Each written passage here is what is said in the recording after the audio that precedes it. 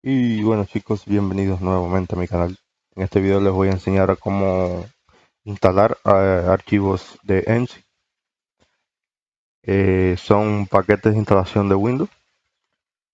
Al igual que los exe, los ENSI son ejecutables que lo que hacen es instalar aplicaciones.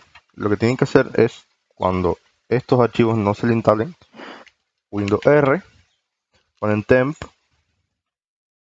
aquí, le dan a aceptar y vienen hacia atrás. Y a la carpeta ten le dan propiedades,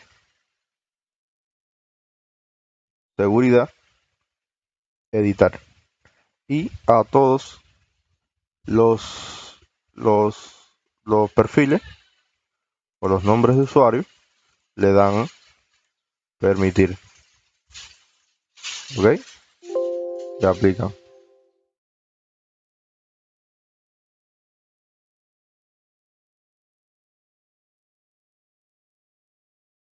Permitir y le doy a aplicar. Está a punto de cambiar la configuración y le doy que sí.